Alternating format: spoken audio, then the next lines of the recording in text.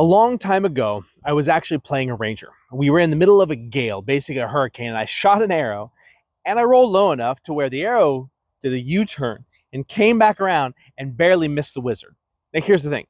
That was just a painting for a picture to show us how bad the wind really was blowing. I didn't almost hit the wizard. It wasn't like the wizard was in risk. At least I don't think my dungeon master would have done that. But wind is an amazing tool that can be used not just for mechanical advantage when it comes to Dungeons and Dragons and TTRPGs. So let's talk about how wind is your friend in D&D. Let's talk about it.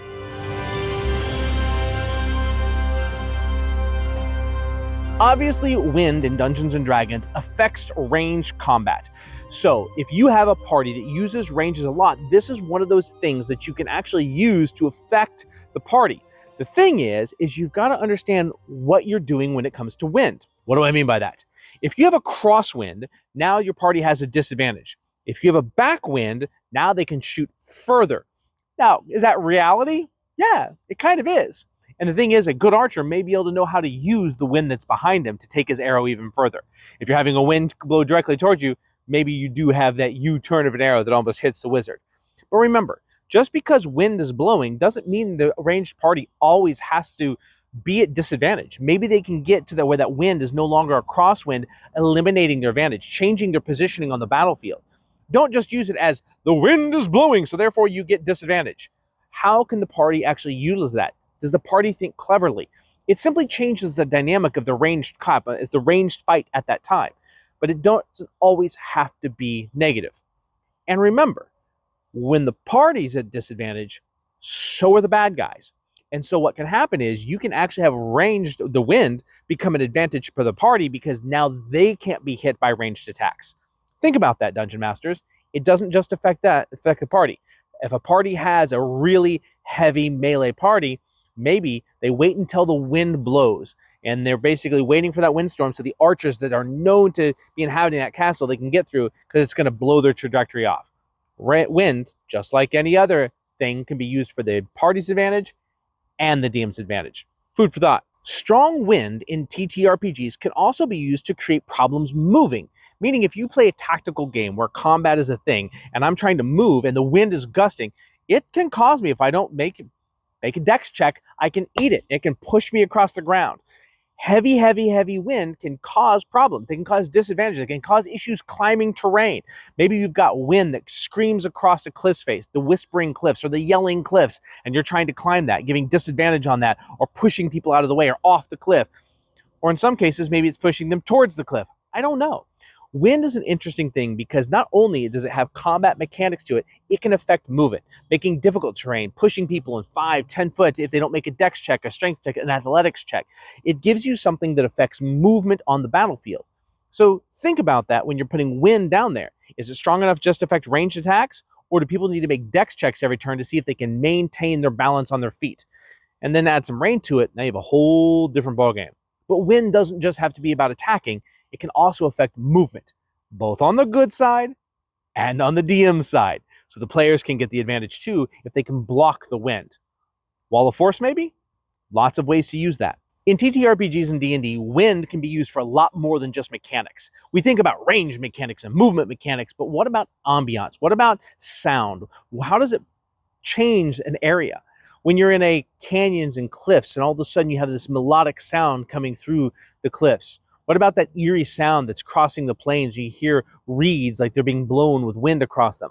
There's lots of things that wind can do to create ambiance as well as it can muffle sounds. So if you have a heavy wind, maybe the bad guys have advantage on stealth checks when it's related to sound because it's dark at. Or maybe your guys, the party, have advantage on stealth check. Knowing now that the wind is blowing and causing massive amounts of things, now's when the party sneaks through the forest to get past the warband of orcs that's coming to get them, bypassing and going behind them and being able to escape. Remember, a mechanic that you put in the game can benefit the party just as much as it can benefit the encounter itself. So keep that in mind when you're dealing with wind. The sound can benefit them, or it can benefit the party, or it can benefit the bad guys, or the good guys, or everyone. Allow the players to decide what to do with that mechanic and telegraph that mechanic. Let them know that the wind is blowing so heavy you can barely hear a sound. See what they do with that. What would your party do with it? I know mine would exploit it. The other thing you can do with wind and TTRPGs and Dungeons and Dragons is have it alter the current conditions. Meaning, if it's pouring down rain, you've got fog in, and all of a sudden the wind starts to blow, that's a precursor to that fog will be being pushed out or pushed up, or the rain is changing, going sideways, becoming worse. This changes a party's tactics, or it might change a party's tactics. If the party is using the cover of fog to make its way up to a castle and the wind starts blowing, now they've got a time crunch. Maybe they know it. Have the person that has a high survival roll a survival check, roll an investigation check, roll an insight check. Well, and then maybe not insight, but you get the drift. Roll a skill check to determine, that at the current rate of wind, the fog is going to be gone in probably about 1 minute. You've now got 10 rounds to get to your destination. Now you're rolling stealth checks and you're moving fast. And so you can take that. The same thing goes the other way around. The party is holed up in a wall. There's fog everywhere and the wind starts blowing. They know they've got 10 more minutes to make it here before they'll be able to see what's happening around them. Remember, wind can change the dynamics of environment and can telegraph those changes. You as the dungeon master may simply have to tell the party the wind is blowing, which means X, Y, and Z. Keep that in mind. Food for thought. Wind and TTRPGs can also create thematic scenes or change the environment, not just with weather. Imagine a fire that's stoked and all of a sudden the wind starts blowing and the fire gets pushed into the woods and now the woods is on fire. Or maybe the wind is bringing in rain to put out a fire. Or the wind starts coming in and the waves start crashing onto the beach, making so you can no longer leave in a ship. Wind isn't just about mechanics. It's not just about the ambiance. It can be about the environment itself. It can be a foreshadower of things that are happening. It can change the dynamics. Watching a wind vane shift now means that we can't use our wind sails to cross the flat desert because now they're blowing back towards us. We wouldn't be able to move fast enough, but we have to leave today, which means we have to leave on foot, but we can no longer take the vessel. There's so many things that wind can do to change the environment that are not a mechanical thing or an ambiance thing.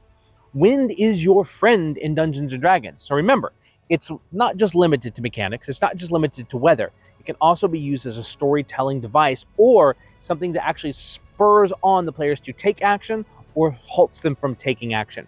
Remember, when you put heavy wind in a player, have a reason for it. Is it just for ambiance, or is there a mechanical advantage or a story advantage the players or the bad guys now have? Food for thought. And as always, like, subscribe, comment below, and I hope you guys found this one enjoyable. And as always, we will see you next time.